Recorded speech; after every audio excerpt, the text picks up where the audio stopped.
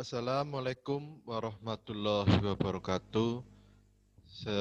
Sebelum kita memulai pelajaran pada pagi hari ini, marilah kita berdoa bersama-sama. Berdoa mulai. Ya, berdoa selesai. Ya. Apa kabarnya pada pagi hari ini anak-anak? Ya, Bapak harap semuanya dalam keadaan sehat walafiat ya. Tetap menjaga kesehatan, kebersihan, agar kita semuanya terhindar dari virus corona ya. Tetap semangat meskipun kalian sekarang belajarnya di rumah ya. Ya, silahkan nanti itu di grup WA ya, di grup WA itu mengelis ya, memberikan list untuk presensi kehadiran kalian pada kegiatan pembelajaran pada kali ini. Silakan memberikan list presensi di grup WA ya. Nanti namanya siapa, kemudian kelas berapa ya, silakan presensi di grup WA ya. Pada pembelajaran yang kemarin kita sudah mempelajari menelaah unsur pembangun teks puisi ya. Kemarin di dalamnya ada unsur intrinsik teks puisi yang meliputi eh, struktur batin ya, ada batin dan ada fisik ya. Kemarin fisik meliputi diksi, rima, kemudian citraan, kemudian kata konkret dan tipografi ya. Sedangkan unsur fisiknya kemarin ada tema ya, ada perasaan, kemudian ada nada dan ada amanat. Itu kemarin kita sudah mempelajari menelaah unsur pembangun teks puisi ya. Ya, sedangkan pada pembelajaran kali ini ya, saya tampilkan dulu share share screen-nya ya.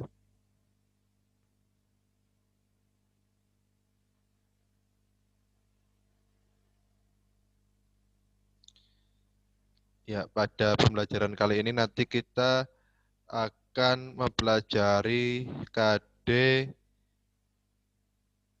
4.8 ya, menyajikan gagasan, perasaan, dan pendapat dalam bentuk teks puisi secara tulis ya, dengan memperhatikan unsur-unsur pembangun puisi ya. Dengan tujuan pembelajaran nanti disajikan materi dalam slide PowerPoint serta didik dapat menemukan informasi mengenai langkah-langkah menulis teks puisi dengan tepat ya. Kemudian berdasarkan pengalaman pribadi, peserta didik dapat menulis teks puisi secara bebas berdasarkan konteks pembangun puisi dengan tepat dan bertanggung jawab ya. Ya, adapun manfaat dari kegiatan pembelajaran ini, Bapak harap ya dengan belajar menulis teks puisi, kalian dapat mengembangkan minat dan bakat di dalam kegiatan tulisan ya. Seorang pengarang agar menjadikan tulisannya itu baik, itu kita harus belajar terus menerus. Bapak harapkan dengan kita belajar menulis teks puisi pada kegiatan pembelajaran kali ini dapat bermanfaat bagi kalian di dalam bidang tulis menulis ya. Khususnya di sini adalah teks puisi ya.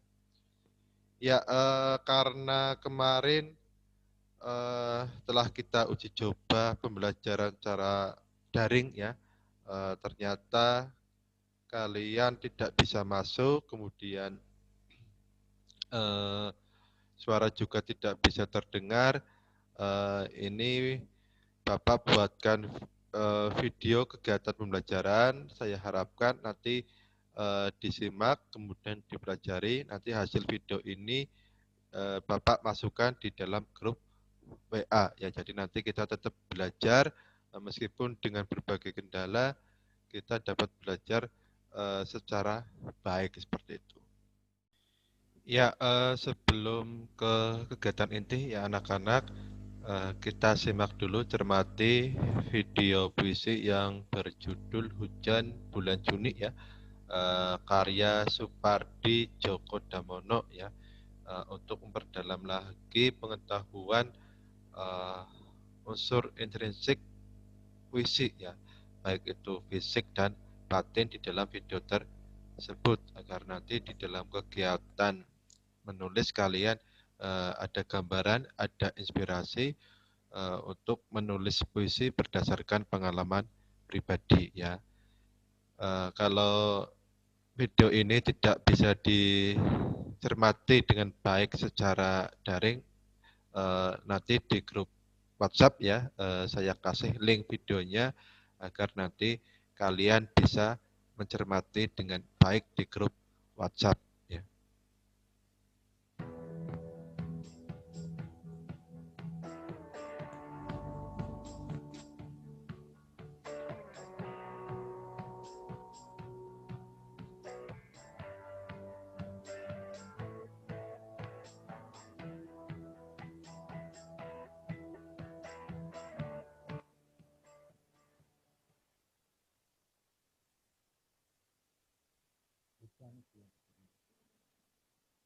Tak ada yang lebih tabah dari hujan bulan. Dirahasiakannya rintik rindunya kepada pohon pohon. Tak ada yang lebih bijak dari hujan bulan. Dilapusnya desak-desak kakinya yang rapuh lagi. Tak ada yang lebih arif dari hujan bulan. Dibiarkannya yang tak terucapkan istirahat.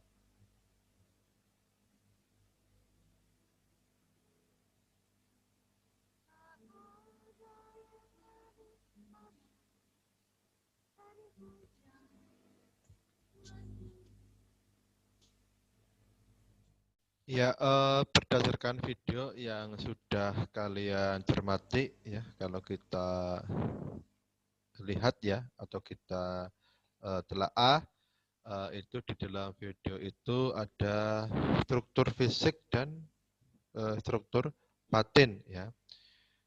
Kalau kita lihat fisiknya dari diksinya, tadi di bait pertama ada kata tabah, kemudian di bait kedua ada kata bijak ya, di bait ketiga ada kata arif ya. Secara diksi berarti ketiga kata itu kalau dihubungkan dengan puisinya itu melambangkan seorang lelaki ya, yang tabah, arif dan bijak ya. Dan secara rima itu di baris eh, pertama ya, di setiap bait itu menggunakan huruf konsonan, kemudian di baris kedua, ketiga dan keempat itu menggunakan vokal. Itu kalau secara rima itu dilihat dari kata akhirnya di setiap baris ya. Dan cara citraan itu ada dua, ada citraan penglihatan dan ada citraan pendengaran ya.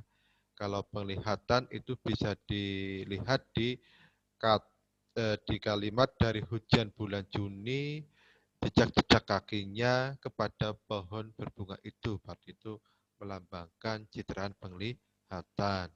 Sedangkan pendengarannya itu ada kata rintik ya, rintik rindunya. Kata rintik itu mengidentifikasikan citraan pendengaran itu, kalau rintik berarti mengeluarkan bunyi suara ya. Dan yang lain di fisiknya itu ada kata konkret ya. Ini ada kata hujan ya. Kalau di dalam puisi itu hujan secara makna denotasinya itu berarti air yang turun dari langit. Tetapi kalau di dalam puisi itu cara makna konotasinya itu melambangkan seorang lelaki yang tabah, arif dan bijak sana. Tadi di awal secara diksi ya sudah saya jelaskan, ada kata tabah, arif dan bijak, itu melambangkan seorang lelaki yang tabah, arif dan bijak, itu dilambangkan dengan kata hujan. Dan yang lain lagi ada kata rintik ya. Kalau rintik secara maknanya denotasi itu air yang air percik ya, atau air yang turun kemudian menimbulkan bunyi percik air ya. Namun cara konotasinya di dalam musik itu melambangkan sesuatu yang kecil namun banyak ya. Sesuatu yang kecil turun dari atas kemudian jatuh itu menjadi banyak ya. Ya, kemudian secara tipografi ya di unsur fisiknya ini terdiri dari 3 bait ya, di mana setiap baitnya terdiri 4 baris ya. Kalau kita lihat masing-masing barisnya itu tidak lebih dari 8 sampai 12 suku kata ya. Kemudian untuk struktur batinnya ini tadi di awal sudah dijelaskan bahwa hujan itu melambangkan seorang lelaki ya. Kemudian ada kata arif, bijak ya, berarti melambangkan seorang lelaki yang arif dan bijak sana ya. Di sini temanya lebih kepada percintaan ya, seorang lelaki yang arif bijaksana walaupun dalam keadaan menghapus jejak ya. Di situ tadi ada kata perjalanan ya. Kemudian dia merasa ragu akan mengungkapkan perasaannya kepada kekasihnya ya. Apakah ingin mengungkapkan perasaannya kepada orang tersebut ya. Kemudian apakah dibiarkan begitu saja seperti tadi ada kata diserap akar pohon berbunga, dibiarkan saja agar berlalu seperti itu. Dan secara perasaan ya berarti karena lelaki itu tadi ingin mengungkapkan perasaannya, iya atau tidak ya. Apakah kalau iya akan menemui perempuan itu, apakah kalau tidak akan membiarkannya, berarti dia secara perasaan itu sabar ya. Sabar memendam perasaan kepada orang yang dicintainya ya. Tadi dengan penggunaan kata tabah, arif, dan bijak ya. Kemudian ada kata perasaan ragu mau mengungkapkan atau tidak ya. Dan kalau cara nada berarti pasrah ya, karena tadi ada keraguan ya di dalam ungkapan puisi tersebut ya. Dan kalau cara amanat berarti apa? Berarti apabila kita mencintai seseorang, kita harus berani mengatakannya ya, jangan ragu, jangan takut seperti itu. Itu amanat yang ada di dalam video puisi tadi ya. Berarti secara telaah ya, kita di dalam video itu ada unsur fisik dan unsur batin ya. Ya, setelah kita menelaah ya unsur intrinsik ya berdasarkan video tadi, langkah selanjutnya ya agar nanti kalian bisa menulis puisi dengan baik ya berdasarkan pengalaman pribadi. Ini ada langkah-langkah menulis puisi ya. Langkah-langkah menulis puisi ada 6 langkah ya. Yang pertama adalah menentukan gagasan, yang kedua menentukan tema dan judul puisi ya, kemudian membayangkan suasana, yang keempat menggunakan gaya bahasa, yang kelima kembangkan puisi seindah mungkin ya, baru nanti melanjutkan menulis puisi ya. Nah, di sini maksud dari menentukan gagasan puisi adalah munculkan ya gagasan dapat dari pengalaman pribadi atau sesuatu yang tengah terasa atau terpikirkan ya, karena tadi tujuannya adalah menulis puisi berdasarkan pengalaman pribadi yang mungkin dari pengalaman kalian ya, baik itu pengalaman persahabatan, pengalaman kegiatan di sekolah, kegiatan di rumah, atau mungkin kegiatan di alam ya, atau mungkin ke sungai atau ke hutan atau kemana, itu nanti bisa dijadikan sebuah gagasan awal untuk membuat puisi berdasarkan pengalaman pribadi ya. Ya, setelah gagasan ditentukan ya, langkah selanjutnya adalah menentukan tema ya. Misalnya kalian menemukan gagasannya mungkin tentang persahabatan ya, punya pengalaman tentang persahabatan. Nah, mungkin di sini kalian kembangkan menjadi tema ya, persahabatan yang indah, dengan tema persahabatan yang indah. Eh, karena di dalamnya mungkin kalian punya pengalaman, punya sahabat yang baik, kemudian yang saling membantu, yang jujur dan lain-lain seperti itu. Kemudian setelah tema jadi, bayangkan suasananya ya. Tadi mungkin eh, kalau kita sudah menentukan temanya tentang persahabatan, ternyata di dalamnya persahabatan yang indah ya. Tinggal dibayangkan punya sahabat ya, mungkin sahabatnya yang baik, kemudian yang jujur ya, kemudian kemana-mana selalu bersama, suka membantu ya dan sebagainya. Itu dibayangkan agar nanti dapat menjadi inspirasi ya di dalam penulisan puisi ya. Setelah dibayangkan dirasa cukup ya, mulailah membuat sebuah puisi ya, nanti dituangkan di dalam kalimat atau larik puisi ya. Setelah dibayangkan di dalam menulis puisi itu juga harus dilengkapi dengan gaya bahasa ya. Gaya bahasa itu maksudnya adalah kata kias ya, misalnya ada majas personifikasi, perbandingan, metafora dan lain-lain agar nanti puisinya itu menjadi indah dan memiliki kepadatan makna ya. Nah, setelah itu baru kembangkan puisi seindah mungkin agar menjadi puisi yang utuh dan bermakna. Tulisan di dalam baitnya juga harus ringkas, padat, ya, indah, ya. Pilihlah kata ya yang sesuai untuk mewakili unsur keindahan ya, sekaligus makna yang padat ya. Kemudian ada tiga hal yang berkaitan dengan kata ya, kata dan larik dalam menulis puisi ya. Nah, supaya nanti kalian lebih mudah, lebih paham lagi dalam menulis puisi, ini ada tiga hal yang berkaitan dengan kata dan larik dalam menulis puisi ya. Yang namanya kata itu adalah satuan rangkaian bunyi yang ritmis atau indah atau yang merdu ya. Jadi di dalam puisi tadi harus punya ritmis ya atau rima ya, rima yang indah agar nanti puisi itu menjadi puisi yang baik seperti itu. Kemudian makna kata yang banyak menimbulkan banyak tafsir, berarti menggunakan gaya bahasa ya agar nanti puisi itu dapat ditafsirkan, diartikan menjadi puisi yang syarat dengan makna ya.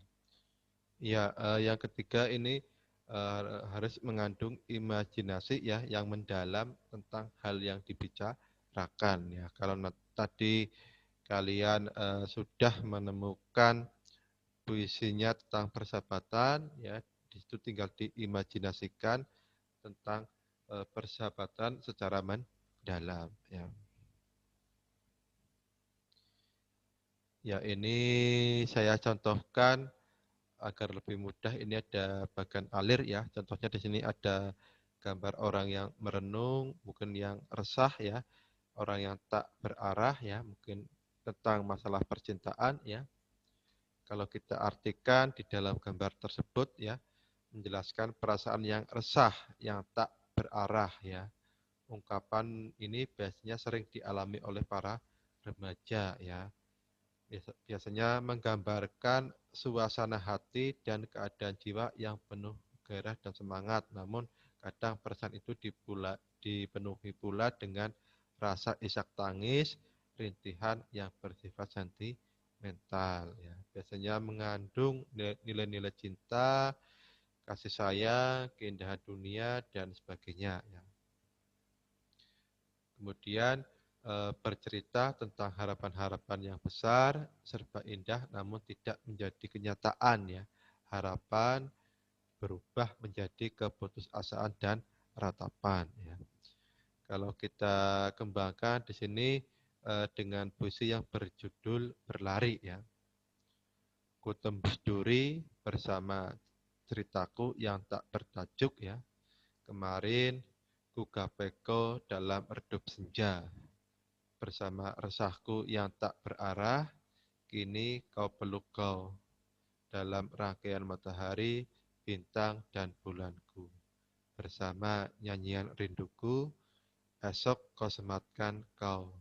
Dalam degup jantungku, dalam denyut nadiku, lalu ku ajak kau terbang menuju indah dunia kita selamanya. Itu mungkin visi yang dapat ditulis berdasarkan eh, gambaran ya dari gambar tersebut kemudian diterangkan menjadi sebuah puisi seperti itu ya.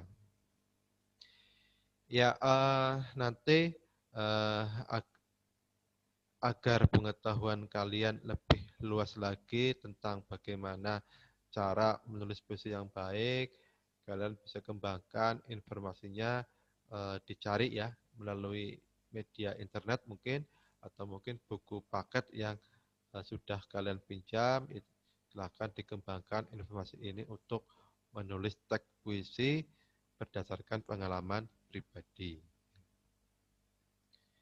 Ya berarti tugas kalian nanti setelah saya kirim LKPD-nya di grup WhatsApp ya, silahkan LKPD-nya itu dikerjakan menulis puisi berdasarkan pengalaman pribadi ya. Setelah selesai nanti dikirim baik itu di bentuknya filenya PDF atau mungkin Word ya. Kalau yang bisa mengetik, kalau yang tidak silahkan ditulis ya di buku, kemudian bisa difoto nanti dikirim di grup WhatsApp ya. Nanti setelah selesai diberi identitas ya, ada nama dan ada kelas. Itu hasil dari menulis puisi berdasarkan pengalaman pribadi kalian ya. Ya nanti setelah semuanya tugas terkumpul, saya kirimkan evaluasi kembali di grup WhatsApp ya. Nanti ada tugas lagi mengerjakan soal pilihan, soal uraian dan soal pilihan ganda sebagai bentuk evaluasi. Apakah nanti kalian sudah memahami materi yang sudah kita pelajari tentang menulis puisi ya, meskipun secara dunia maya, tapi kalian bisa mencari informasinya seluas mungkin ya berdasarkan buku atau mungkin media yang lain ya. Nanti saya kirim evaluasinya, silakan dikerjakan. Setelah selesai dikirim lagi di grup WhatsApp ya. Nanti saya nilai apakah sudah baik atau belum ya. Ya, untuk mengakhiri kegiatan pembelajaran kali ini ya, kalau kita simpulkan tadi berarti untuk menulis puisi tadi ada 6 langkah ya. Ada menentukan gagasan, tema, judul puisi ya, bayangkan suasana, menggunakan gaya bahasa, kemudian baru kembangkan puisi itu seindah mungkin ya, baru melaksanakan kegiatan menulis puisi ya. Dan kalau kita refleksikan kegiatan menulis puisi ini dengan harapan kalian dapat mengembangkan berdasarkan ide, gagasan ini dikembangkan menjadi bentuk tulisan ya. Siapa tahu nanti dengan kegiatan seperti ini dapat melatih kalian ya menjadi pengarang yang baik ya. Kalau kalian nanti berminat menjadi pengarang khususnya di dalam karya sastra ya, ini nanti kalian bisa menghasilkan sebuah karya ya, baik itu nanti puisi, cerpen atau mungkin bahkan novel ya. Ya paling tidak dengan kegiatan menulis ini kemampuan kalian menulis itu semakin meningkat ya. Dari gagasan-gagasan, ide-ide yang kalian punya dapat tertuang di dalam kegiatan tulis menulis ya. Ya, semoga kegiatan pembelajaran kali ini bermanfaat ya buat kalian.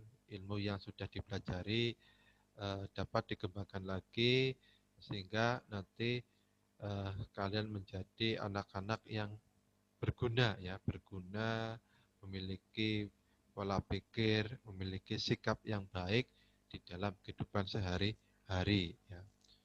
Kemudian nanti untuk kegiatan pembelajaran selanjutnya untuk minggu depan tetap ya belajar tentang menulis puisi ya. Kalau tadi menulis puisi berdasarkan pengalaman pribadi, nanti kita kembangkan lagi, permudah lagi, nanti menggunakan media ya, media foto baik dengan kata kunci ayah dan ibu ya. Jadi nanti tugas kalian minggu depan eh, membawa foto ayah atau ibu ya.